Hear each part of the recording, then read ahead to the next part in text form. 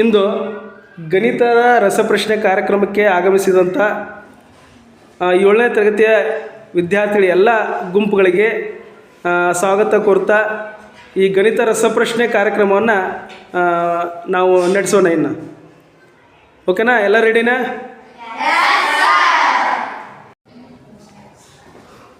S. ಮೊದಲನೇ ಪ್ರಶ್ನೆ, ಪೂರ್ಣಾಂಕಗಳ ಗಣದ ಸಂಕೇತವೇನು? ಪೂರ್ಣಾಂಕಗಳ ಗಣದ ಸಂಕೇತವೇನು? ಸರಿಯಾದ ಉತ್ತರ. ಗ್ರೂಪ್ಗೆ ಒಂದು ಅಂಕ. 7ನೇ ಗ್ರೂಪ್ಗೆ ಭಾಗಲಬ್ಧ ಸಂಖ್ಯೆಗಳ ಗಣದ ಸಂಕೇತವೇನು? ಭಾಗಲಬ್ಧ ಸಂಖ್ಯೆಗಳ ಗಣದ ಸಂಕೇತವೇನು? ಇವು ಸರಿಯಾದ ಉತ್ತರ. 7ನೇ ಗ್ರೂಪ್ಗೂ 1 ಅಂಕ. 3ನೇ ಗ್ರೂಪ್ಗೆ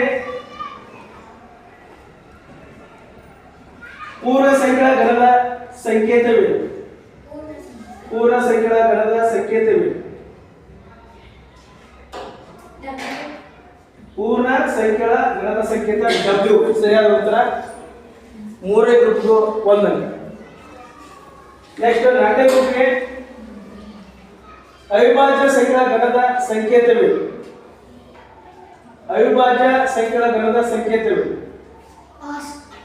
ತಪ್ಪು ಉತ್ತರ 0. 5ನೇ ಗ್ರೂಪ್ಗೆ ಅದೇ ಕ್ವೆಶ್ಚನ್ ಪಾಸ್. ಅವಿಭಾಜ್ಯ ಸಂಖ್ಯೆಗಳ ಗಣದ ಸಂಕೇತ ತಪ್ಪು ಉತ್ತರ. ಅವಿಭಾಜ್ಯ ಸಂಖ್ಯೆಗಳ ಗಣವನ್ನ ಪ್ರಯಾಣ ಮಾಡೋದ್ರಿಂದ ನಾವು ಪಿ ಅಂತ ಹೇಳಿದ್ವಿ. ಓಕೆ, Q ಅಲ್ಲ, P ಅಲ್ಲ, P ಅಂದಿಲ್ಲ, 0 ಕೊಟ್ಟಿಲ್ಲ. ಪಾಸ್ ಒಂದೇ ಪಾಸ್ ಅಷ್ಟೇ. Next second round. ಮೊದಲನೇ ಪ್ರಶ್ನೆ, ಮೊದಲನೇ ಗ್ರೂಪ್ಗೆ ವ್ಯಾಪ್ತಿ ಎಂದರೇನು? ವ್ಯಾಪ್ತಿ ಎಂದರೇನು? ವ್ಯಾಪ್ತಿ ಎಂದರೇನು? ಬೇಗ ಹೇಳಿ. ಕೊಟ್ಟಿರುವ ದತ್ತಾಂಶಗಳನ್ನು ಏರಿಕೆ ಅಥವಾ ಇಳಿಕೆ ಕ್ರಮದಲ್ಲಿ ಬರೆದಾಗ ಗರಿಷ್ಠ ಸಂಖ್ಯೆ ಮತ್ತು ಕನಿಷ್ಠ ಸಂಖ್ಯೆಯ ವ್ಯತ್ಯಾಸವೇ ವ್ಯಾಪ್ತಿ. ಸರಿಯಾದ ಉತ್ತರ. ಒಂದೇ ಗುಂಪಿಗೆ 1 ಅಂಕ. 7ನೇ ಗುಂಪಿಗೆ 7ನೇ ಪ್ರಶ್ನೆ, ರೂಢಿ ಬೆಲೆ ಎಂದರೆ? ಕೊಟ್ಟಿರುವ ದತ್ತಾಂಶಗಳಲ್ಲಿ ಹೆಚ್ಚು ಬಾರಿ ಪುನರಾವರ್ತಿತವಾಗಿರುವ ಸಂಖ್ಯೆಯನ್ನು ರೂಢಿ ಬೆಲೆ ಎಂದರೆ. ಸರಿಯಾದ ಉತ್ತರ. 7ನೇ ಗುಂಪಿಗೆ 1 ಅಂಕ. 3ನೇ ಗುಂಪಿಗೆ ಮಧ್ಯಾಂಕ ಎಂದರೆ? ಕೊಟ್ಟಿರುವ ದತ್ತಾಂಶಗಳಲ್ಲಿ ಅತಿ ಹೆಚ್ಚು ಬಾರಿ ಪುನರಾವರ್ತಿತ ಸಂಖ್ಯೆ ರೂಢಿ ಬೆಲೆ ಸರ್. ಮಧ್ಯಾಂಕ ಎಂದರೇನು? ಕೊಟ್ಟಿರುವ ದತ್ತಾಂಶಗಳಲ್ಲಿ ಏರಿಕೆ ಅಥವಾ ಇಳಿಕೆ ಕ್ರಮ ಬರೆದಾಗ ಮಧ್ಯದಲ್ಲಿ ಇರುವ ಸಂಖ್ಯೆಗೆ ಮಧ್ಯಾಂಕ. ಸರಿ ಉತ್ತರ. ಗ್ರೂಪ್ ಎಷ್ಟಪ್ಪಿದೆ? 3. 4ನೇ ಗುಂಪಿಗೆ 2ನೇ ರೌಂಡ್ ಕ್ವೆಶ್ಚನ್, ಸಮೀಕರಣ ಎಂದರೇನು? ಸಮೀಕರಣ ಎಂದರೇನು? ಯಾವಾಗ ಸಮೀಕರಣದಲ್ಲಿ ಸಮತೆಯ ಚಿಹ್ನೆ ಇರುತ್ತದೆ, ಸಮೀಕರಣದ ಬಲಭಾಗದ ಮೌಲ್ಯಕ್ಕೆ ಸಮೀಕರಣ ಬಲಭಾಗದ ಮೌಲ್ಯ ಸಮನಾಗಿರುತ್ತದೆ. ಸರಿಯಾದ ಉತ್ತರ. 4ನೇ ಗುಂಪು 1 ಅಂಕವನ್ನು ಗಳಿಸಿದೆ.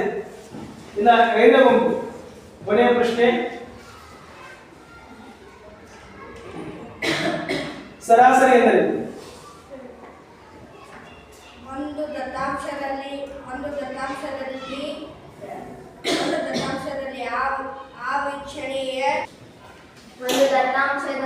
ಒಟ್ಟು ವೀಕ್ಷಣೆಗಳ ಮೊತ್ತವನ್ನು ಆ ವೀಕ್ಷಣೆಗಳ ಸಂಖ್ಯೆಯಿಂದ ಭಾಗಿಸಿದಾಗ ಬರುವ ಮೊತ್ತವೇ ಸರಾಸರಿ. Yes, bonus.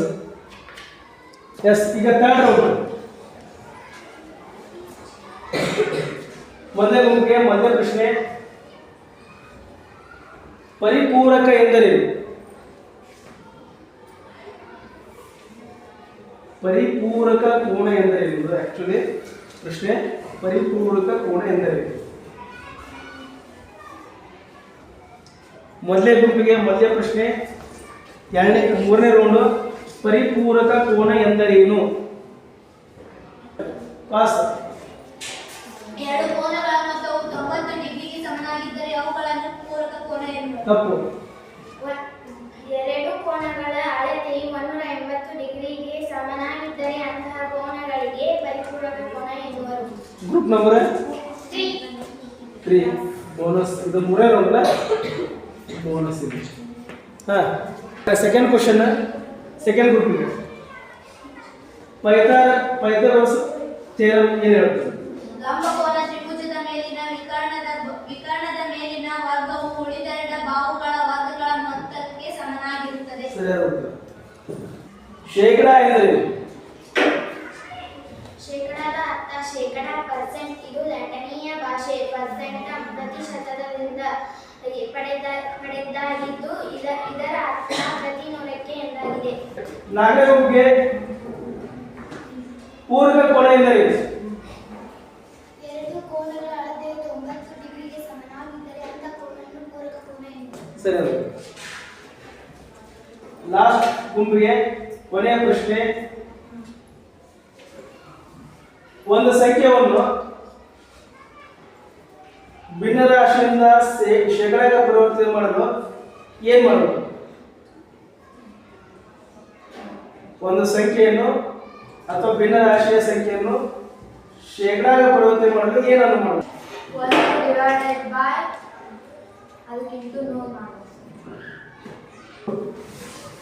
ಬೋನಸ್ ಕೊಡೋಣ ಅವ್ರಿಗೆ? ಬೋನಸ್ ಕೊಡೋಣ? ಸರಳ ಬಡ್ಡಿ ಸೂತ್ರ.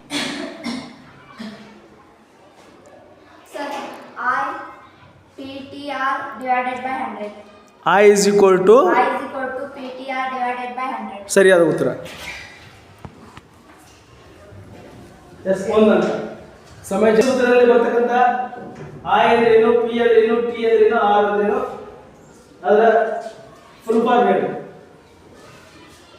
I ಅಂದ್ರೆ ಇಂಟ್ರೆಸ್ಟ್, P ಅಂದ್ರೆ ಪ್ರಿನ್ಸಿಪಾಲ್, T ಅಂದ್ರೆ ಟೈಮ್, R ಅಂದ್ರೆ ರೇಟ್ ಆಫ್ ಇಂಟ್ರೆಸ್ಟ್. ಕನ್ನಡದಲ್ಲಿ ಹೇಳ್ತಾರೆ I ಅಂದ್ರೆ ಕನ್ನಡದಲ್ಲಿ I ಅಂದ್ರೆ ಅಸಲು,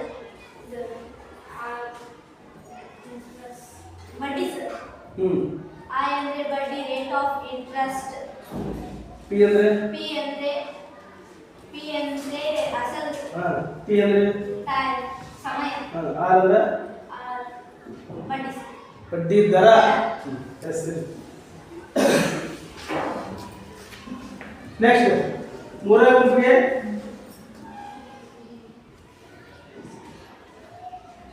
ಮೊತ್ತದ ಸೂತ್ರ ಹೇಳಿ.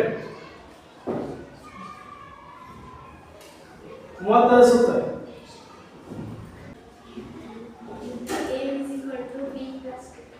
P ಪ್ಲಸ್ ಸರಿಯಾದ. ಮೂರನೇ ಗುಂಪಲ್ಲ? ಎಸ್. ನಾಲ್ಕನೇ ಗುಂಪಿಗೆ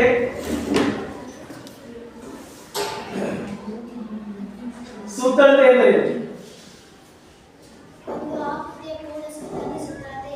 ಎಸ್ ಸರಿಯಾದ. ಎಷ್ಟು ಲಾಸ್ಟ್ ಗುಂಪಿಗೆ ವಿಸ್ತೀರ್ಣ ಅಂದ್ರೆ? ಆಕೃತಿಯ ಒಂದು ಉದ್ದ ಮತ್ತು ಅಗಲಗಳ ಮಧ್ಯದ ವಿಸ್ತೀರ್ಣ. ಎಸ್ ಸರಿಯಾದ. ಗ್ರೂಪ್ 5 ಈಗ ಒಂದು ಮಾಡಿಸ್ಬೋದು. ಎಸ್ ಇಲ್ಲಿ ಇನ್ನು ಸಮಯ 5th ರೌಂಡ್ ಹೌದಲ್ಲ? ಇದು 1 ರೌಂಡು, ಇದು 2, 3, ಇದು 4. 5th round. ಮೊದಲನೇ ಗುಂಪಿಗೆ ಮೊದಲನೇ ಪ್ರಶ್ನೆ. ಆಯತದ ಸುತ್ತಳತೆ ಸೂತ್ರ ಹೇಳಿ. ಆನ್ಸರ್ ನಾವು ಆಯತದ ಸುತ್ತಳತೆ ಸೂತ್ರ 2 × L + B. ಎರಡನೇ ಪ್ರಶ್ನೆ ಎರಡನೇ ಗುಂಪಿಗೆ ಚೌಕದ ಸುತ್ತಳತೆ ಸೂತ್ರ 4a = ಬಾಹು. 4 ಹೇಳಿದ್ರೆ ಸಾಕು. ಸರಿಯಾದ ಉತ್ತರ. ನೇರ ಪ್ರಶ್ನೆ. ನೆಕ್ಸ್ಟ್ ಮೂರನೇ ಗುಂಪಿಗೆ ಚೌಕದ ವಿಸ್ತೀರ್ಣ ಸೂತ್ರ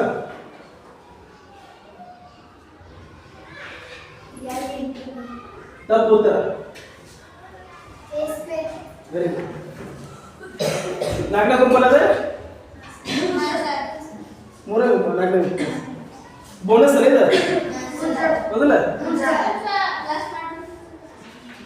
ತ್ರಿಭುಜದ ವಿಸ್ತೀರ್ಣ ಸೂತ್ರ ತಪ್ಪು ಉತ್ತರ.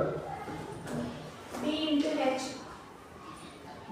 ತ್ರಿಭುಜದ ವಿಸ್ತೀರ್ಣ ಸೂತ್ರ. 1/2 b into h. ಸರಿ ಅದು. ತ್ರಿಜ್ಯ ಎಂದರೇನು? ವೃತ್ತ ಕೇಂದ್ರ ಮತ್ತು ವೃತ್ತದ ಮೇಲಿನ ಬಿಂದುವನ್ನು ಸೇರಿಸುವ ರೇಖಾಖಂಡಕ್ಕೆ ತ್ರಿಜ್ಯ ಏನು? ಸರಿ ಉತ್ತರ. ಲಾಸ್ಟ್ ಇನ್ನೊಂದು ರೌಂಡ್ ಮಾಡೋಣ. ನೆಕ್ಸ್ಟ್ ಚರಾಕ್ಷರ ಎಂದರೇನು? ಒಂದೇ ಪ್ರಶ್ನೆ, ಒಂದೇ ಗುಂಪಿಗೆ. ಚರಾಕ್ಷರ ಎಂದರೇನು?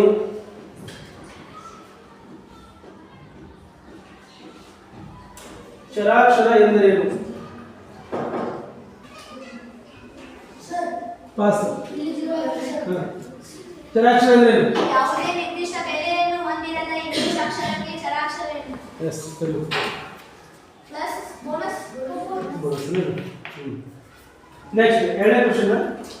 ಎರಡನೇ ಗುಂಪಿಗೆ ತ್ರಿಜ್ಯಾತರ ಖಂಡ ಏನೇನು?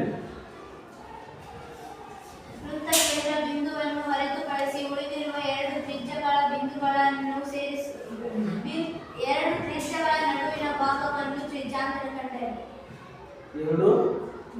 ಎರಡು ತ್ರಿಜ್ಯಗಳ ನಡುವಿನ ಭಾಗವನ್ನು ತ್ರಿಜ್ಯಾಂತರ. ಗ್ರೂಪ್ ಆಯತದ ವಿಸ್ತೀರ್ಣ ಸೂತ್ರ ಹೇಳಿ.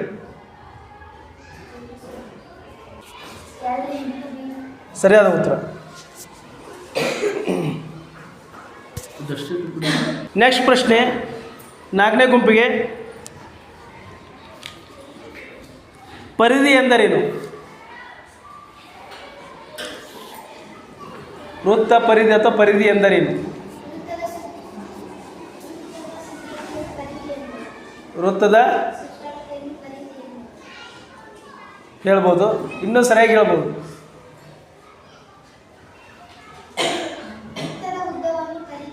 ವೃತ್ತದ ಉದ್ದ ಅಥವಾ ವೃತ್ತ ಸುತ್ತಳತೆನ ಪರಿಧಿ ಅನ್ಬೋದು.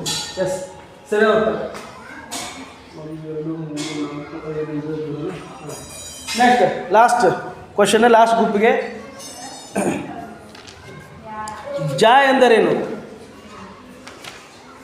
ವೃತ್ತದ ಮೇಲಿನ ಯಾವುದಾದರೂ ಎರಡು ಬಿಂದುವನ್ನು ಸೇರಿಸುವ ರೇಖಾಖಂಡಕ್ಕೆ ಜ ಎನ್ನುವರು. ಎಸ್. ಸ್ಥಿರಾಂಕ ಎಂದರೇನು?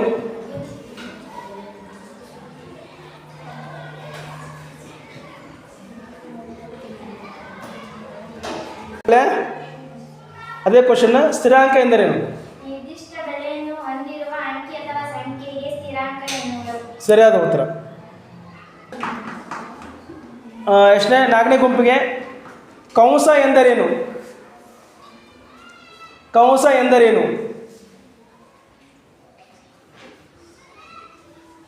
Very simple question. ಕಂಸ ಎಂದರೇನು?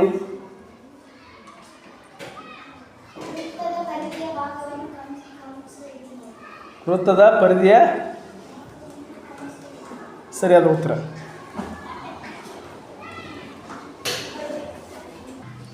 ಬೀಜ ಪದ ಎಂದರೇನು? ಬೀಜ ಪದ ಎಂದರೇನು?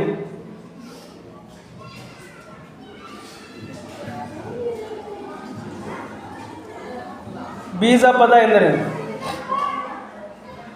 ಸ್ಥಿರಾಂಕ ಮತ್ತು ಚರಾಕ್ಷರಗಳನ್ನು ಒಳಗೊಂಡಿರುವ ಬೀಜ ಪದಗಳ ಗುಂಪಿಗೆ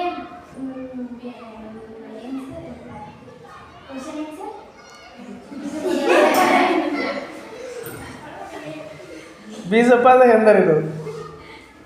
ಸ್ಥಿರಾಂಕ ಮತ್ತು ಚರಾಕ್ಷರಗಳನ್ನು ಒಳಗೊಂಡಿರುವ ಪದಕ್ಕೆ ಅಥವಾ ಅಕ್ಷರಕ್ಕೆ ಬೀಜ ಪದಗಳು. ಸರಿಯಾದ ಉತ್ತರ. ಪ್ರಥಮ ಸ್ಥಾನ ಯಾರಪ್ಪ? ಗ್ರೂಪ್ 1. ಗ್ರೂಪ್ 1 ಒಟ್ಟು ಅಂಕಗಳು 5. ಗ್ರೂಪ್ 2 ಪ್ರಥಮ ಸ್ಥಾನ